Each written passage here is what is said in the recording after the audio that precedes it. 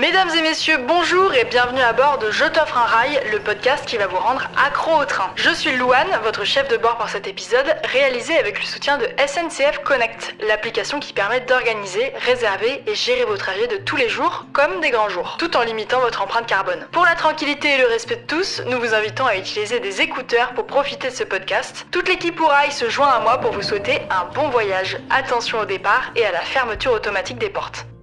Bonjour Anna. Bonjour. Bienvenue dans ce podcast, on est ravis de t'avoir. Aujourd'hui, on est dans un lieu exceptionnel. On est dans la tour de la gare de Lyon. Tu vas l'entendre tout le long de l'interview. Toutes les minutes, il y a la grosse aiguille qui bouge et du coup, ça fait un gros bruit. Voilà. Donc pour nos auditeurs et pour toi, pas d'inquiétude, c'est juste l'horloge qui bouge. On est ici grâce à la directrice de Paris-Lyon et Paris-Bercy. Donc merci à elle, merci aux équipes de la SNCF et merci à toi d'être venu. Eh ben, merci de m'accueillir. Je suis ravie d'être là. Trop bien, on est ravis de t'avoir. Est-ce que tu peux te présenter en quelques mots ? Alors, je m'appelle Anna, donc je suis italienne d'origine, j'ai grandi en Italie et j'habite à Paris depuis 10 ans. Je suis ravie d'être là, entre autres, parce que j'adore le train et Trop bien. J'étais jamais venue à la tour de l'horloge. J'adore le train au point que j'ai cofondé avec ma sœur en 2020 une association qui fait la promotion de voyages en train. Trop stylé. Qui s'appelle Watt. Bah, c'est trop chouette comme asso, moi j'adore. Moi je vous suivais déjà avant de vous interviewer, donc trop bien, les assos de train, ça tue. C'est quand la dernière fois que tu as pris le train ? J'étais censée le prendre pour aller en Italie, puis la ligne est interrompue, parce que moi, du coup, je viens de Turin, je prends régulièrement la ligne Paris-Turin en TGV. Mais là, j'ai hâte qu'elle revienne. Ah oui, parce qu'il y a eu un éboulement en Savoie, non ? Ouais, c'est ça. Donc j'ai dû prendre le bus. Et c'est pas pareil. Ah, c'est long, hein, le bus ? Oui, c'est long et c'est pas aussi cool que le train. Wow. Et ton dernier voyage en train, il remonte à quand ? C'était 3 semaines en Grèce, donc en passant par l'Italie pour y aller et par plein de villes pour revenir. Donc on a pris, je suis partie avec mon copain. Ok. Donc on a pris pas mal de trains de nuit, trains de jour, puis un ferry et quelques bus. Ok, donc t'as fait Paris-Athènes ? Paris où ? T'es allé où ? On a fait Paris-Turin. Ok. Un train de jour. Ouais. Donc après on a fait Turin-Bari, un train de nuit, dans les Pouilles.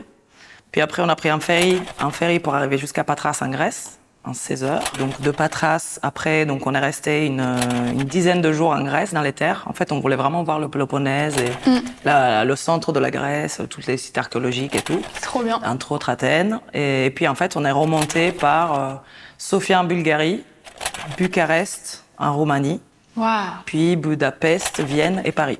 Ok, trop chouette. Ah oui, une belle boucle quand même. Ouais. Et c'était long, le voyage seulement sur juste le transport, c'était long. De Paris à la Grèce, c'était combien de temps par exemple ? En fait, à chaque fois, on a vraiment fait un petit périple pour profiter, pour découvrir les lieux en fait qu'on traversait. Donc, Okay. par exemple, on est resté 2 nuits à Bari parce qu'on connaissait pas. À Turin, on s'est juste arrêté quelques heures parce que voilà, on connaît très bien. Donc, on a mis 3 jours pour y aller. Ok, Mais, ah ouais, rapide, vraiment, accessible quand même. Mais parce qu'on a visité Bari, sinon un traçant, ça peut se faire très rapidement quand même. Un jour et demi. Puis après, en fait, à chaque fois, on s'arrêtait 1 nuit ou 2 nuits à chaque endroit. À Athènes, même 3, parce qu'on a beaucoup aimé. Trop chouette. Et puis pour revenir, on a fait la même chose en fait. En fait, on a fait 2 nuits à Sofia, 2 nuits à Bucarest, 1 nuit à Budapest et 1 nuit à Vienne. Waouh, trop bien. Voilà. Et vous êtes allé sur les îles et tout aussi, ou vous êtes resté que dans les terres ? Non, que dans les terres. Ok, en mode train quoi. C'est ça. En fait, Cool. train, bus, on avait vraiment envie de voir un petit peu, découvrir un petit peu tous les sites archéologiques, les musées. Donc non, on n'était pas en mode plage. C'était vraiment découverte culturelle et beaucoup de chaleur. Ah ouais, c'était cet été ? Oui. Waouh, Oui. trop bien. Et du coup, ça coûte combien un voyage en train comme ça de 3 semaines en Grèce en été ? Alors, nous, à l'occurrence, on aurait pu prendre le pass Interrail, puis finalement, on a fait le truc au fur et à mesure, on a commencé à réserver des choses et tout, on l'a pas pris. Je conseille de prendre le pass Interrail quand même, ça vaut le coup. Mais nous, sans pass Interrail, pour vous donner une idée, on a, en fait, parce qu'on avait quand même regardé, parce que les deux, on adore l'Amérique latine, donc on avait quand même regardé, on essaye d'éviter l'avion, ça fait quelques années qu'on n'y va pas, mais on avait regardé quand même pour aller au Pérou. Et en fait, pour vous dire, tous les trains qu'on a pris, de jour, de nuit, on s'est fait aussi plaisir. On a pris des trains de nuit, on avait la couchette à 2 pour nous, privative, avec aussi, en gros, la salle de bain, tout ça. Donc, en se faisant vraiment plaisir, tous les transports étaient moins chers que le billet d'avion. Eh oui, j'imagine. Donc, Paris, le Pérou, c'est cher. Paris-Pérou, ouais. Ok. Et tu as une fourchette de prix à nous donner ou... Ouais, on était à peu près sur 800 € au total. Okay. Pour deux ? Sans le pass Interrail. Non, chacun. En fait, on a eu toute la partie en Grèce, comme on savait qu'on pouvait improviser. On a pris vraiment au fur et à mesure sur place. Et on avait réservé à l'avance vraiment la partie pour y aller et pour revenir. Parce qu'on savait que c'était la période de pointe, quand même, haute saison. Donc, c'était pas possible. On se serait retrouvé peut-être avec des trains complets. Et oui, j'imagine. Et c'est quoi alors ce train couchette à 2 avec salle de bain? On en a pris 2. Et c'était trop chouette. Alors, pour le premier train de nuit pour Bari, on avait été en couchette de 4, mais c'était très sympa aussi. Et donc, on s'est fait plaisir, en fait, sur le Bucarest-Budapest. Qui est quand même une belle trotte. On passe par les Carpates. D'ailleurs, je conseille ce train parce que c'est magnifique. Trop bien. C'est vraiment chouette. Et donc, couchette à 2, super. Avec, à l'intérieur de la couchette, on avait les toilettes à partager communes à l'extérieur. Mais on ouvrait un petit compartiment et on avait le petit miroir, le petit lavabo, mignon. On avait le petit kit du voyageur. Et les 2 couchettes qui étaient quand même un peu plus grandes que celles quand on est à 4 ou 6. Et puis on a fait la même chose, mais sur le Nightjet au bébé de Vienne à Paris. Ah ouais, trop bien, j'en ai entendu parler de lui. Trop chouette aussi. Pareil, même service, mais un train un peu plus neuf, encore plus moderne. Et là aussi, vraiment, un vrai kiff. C'est trop cool ça. Oui. Donc ton train préféré, c'était celui qui traverse les Carpates du coup? C'est difficile à dire. Mais c'était un de mes préférés, je pense, oui. Pourquoi? Le paysage était trop beau? Oui, c'est ça. En fait, on était en plein été, donc on a eu vraiment très très chaud. On a eu du beau temps tout le temps, à part à Vienne le dernier jour. Vraiment, pas une goutte de pluie, rien du tout, grand soleil. On était toujours entre 30 et 45 degrés. Et en fait, dès qu'on a commencé à partir, et dès qu'on a commencé à arriver dans les Carpates, donc dans les montagnes, on a eu donc déjà on a la végétation verte, luxuriante, vraiment magnifique. Et en plus, on a commencé à avoir une petite brume, vraiment, c'est une atmosphère un peu... Comme en Écosse, un peu. C'est ça, qui changeait un petit peu, un petit brouillard, qui rajoutait vraiment une touche. Et donc, je me souviens de ce moment, moi, j'adore le train de nuit pour ça, pour le moment avant de s'endormir et pour le moment du réveil.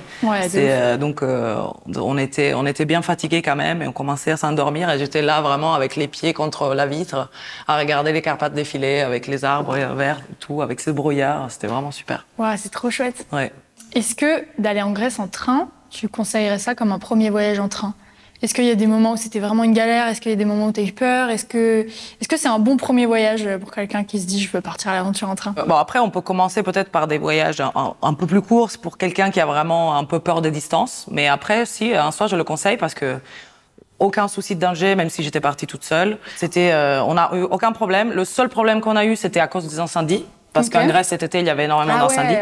Donc la seule fois où on a eu du coup un train annulé, c'est qu'on est resté plusieurs heures dans la gare en attendant le bus de substitution, un peu dans l'incertitude. C'était vraiment à cause d'un incendie qui n'était pas loin. Donc ça, personne n'y peut rien en soi. Donc et à part ça, on n'a vraiment pas eu de problème. C'était très chouette.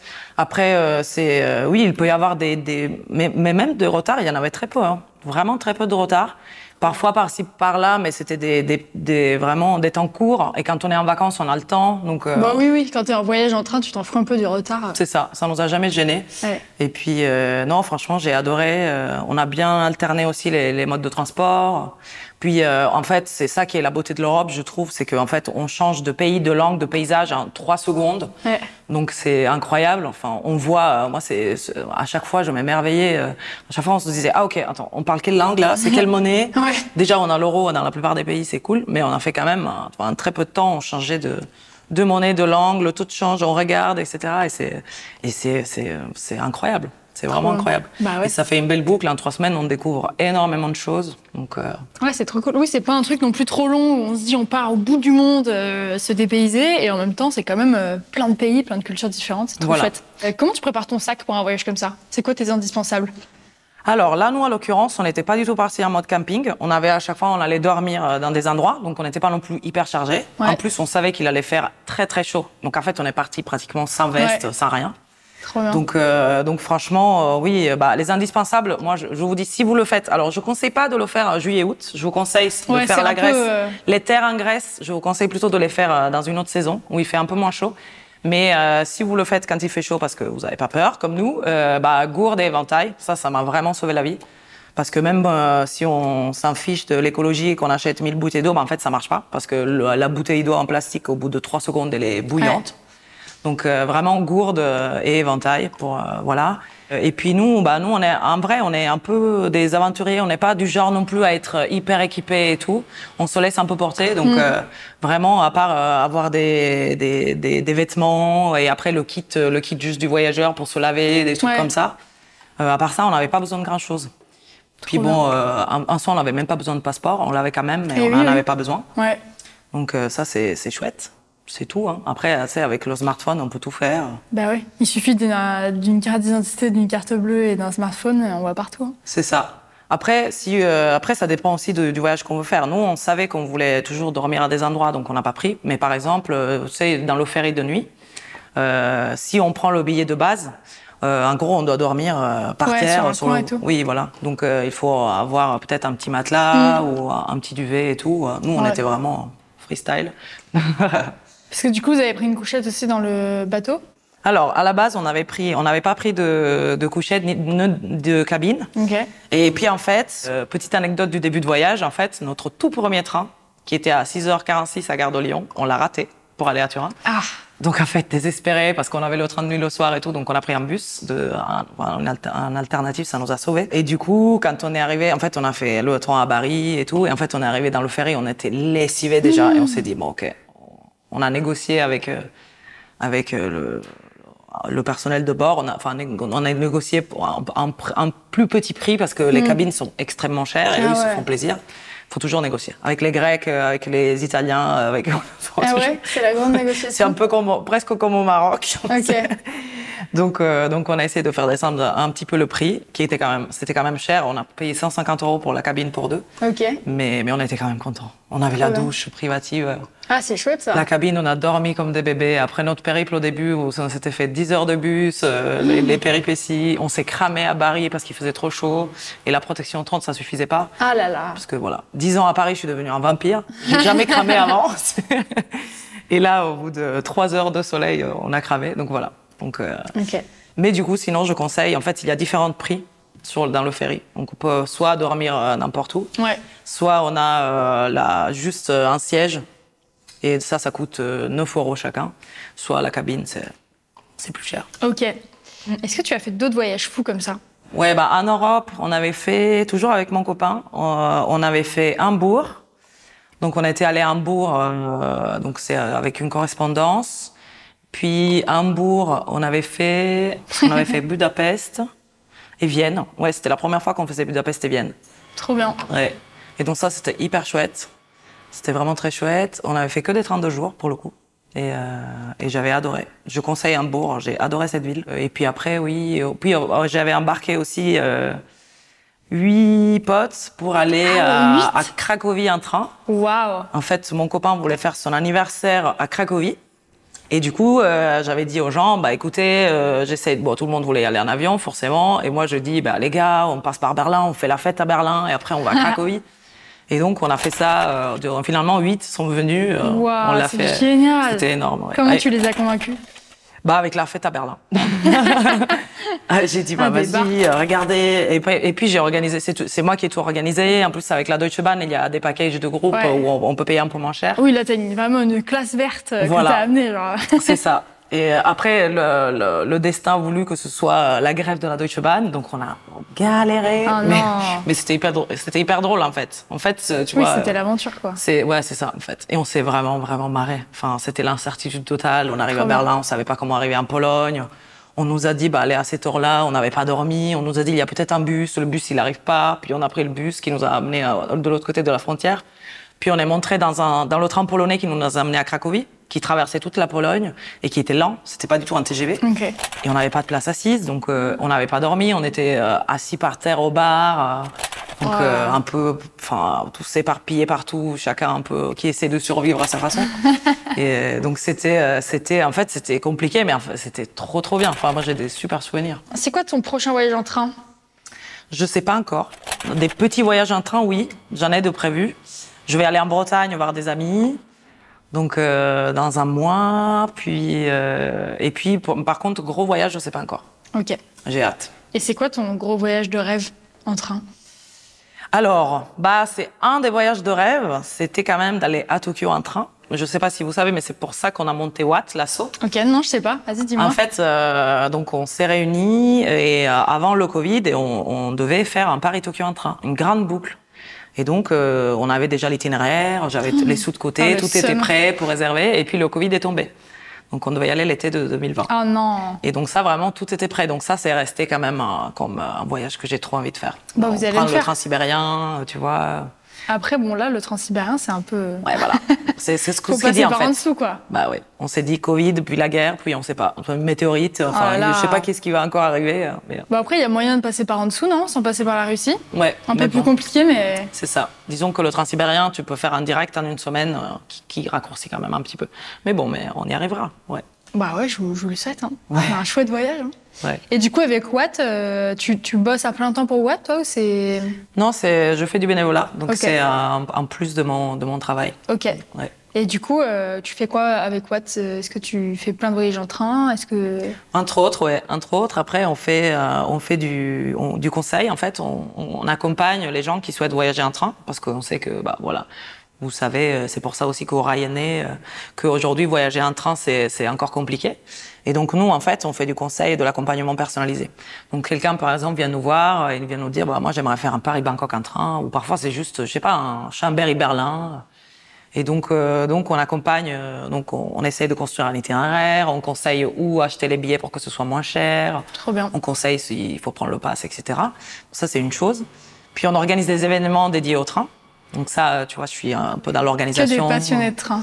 Voilà. Donc on organise des événements, puis on fait un peu de communication, on organise aussi des ateliers artistiques dédiés au train. On essaye en fait de mettre en place plein de choses pour faire rêver autour du train, Trop cool. pour le remettre un petit peu au centre des imaginaires de voyage. C'est trop cool. Et toi, c'est né comment, justement, dans ton imaginaire de voyage, cette passion pour le train? Tu t'en rappelles de quand tu t'es dit, putain, mais c'est génial, en fait. Alors en fait, je sais que quand j'étais petite, mes premiers souvenirs en train, c'était pour aller en fait en Ligurie, donc c'est à la mer. Mes grands-parents, ils avaient un appartement à la mer qui est à peu près 1h30. Un train, c'est plus long. À l'époque, c'était vraiment les vieux trains, et il y en a encore aujourd'hui qui mettent genre 3 heures. Ok. Et donc c'était vraiment mon souvenir de train, de vieux train, pas climatisé, mais bon, c'était quand même chouette. On arrivait dans la petite gare, en plus ça traverse tous les petits villages Wow. de la mer. Donc ça, c'est mes premiers souvenirs. Donc vraiment. Mais après, c'est vrai que ça s'est développé quand même pas mal, l'amour dans le train Paris-Turin. Donc depuis que j'habite à Paris, et même avant en fait, parce que ma sœur est venue vivre à Paris avant. Et donc même pour venir la voir, je prenais tout le temps le train, et ça j'adore. C'est 5h30, 6h qui sont pour moi. C'est un peu un temps suspendu entre mon pays d'adoption et mon pays d'origine. Wow. C'est vraiment un temps où je lis, je dors, je vais au bar, je rencontre des gens, je dessine, j'écris. Enfin, c'est vraiment, je bosse parfois. Parfois. Et c'est vraiment un moment sacré que j'adore. Des fois, j'ai pas envie d'arriver, ouais, vraiment. Waouh, c'est trop chouette. Eh ben, écoute, c'est une belle fin de podcast. J'ai pas envie d'arriver, je pense qu'on finit bien là comme ça. Est-ce que tu as un truc que tu as envie de nous raconter, une anecdote particulière, un voyage que tu as kiffé, un voyage que tu n'as pas aimé? Est-ce que tu as un truc en plus à nous dire? Bah après, en juillet aussi, autre moment où j'ai embarqué toujours une bande de potes pour aller à Berlin.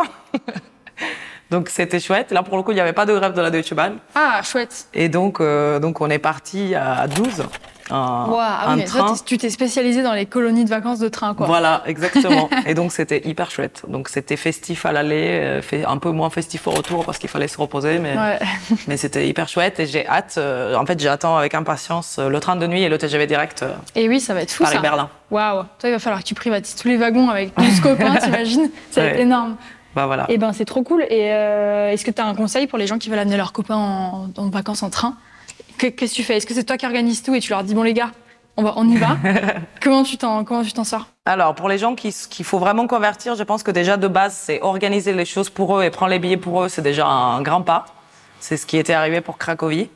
Après, ça dépend. Par exemple, mon copain, il adore organiser les itinéraires, donc c'est lui qui les organise. Je lui dis, bah écoute, on y va en train, mais c'est toi qui dis où on va et tout. Donc ça, c'est un compromis aussi, tu vois. Ça peut être. Ok. Voilà. Et je dirais ça, ouais. Et éviter les moments où il y a les grèves, parce que sinon tu traumatises tes potes. Et oui, j'imagine. Bah écoute, merci beaucoup. C'est la fin de ce podcast. Où est-ce qu'on peut te retrouver? sur les réseaux, sur Watt? Alors, on peut trouver soit la page de Watt, donc Watt, O-U-A-T, Ouais. Once Upon a Train.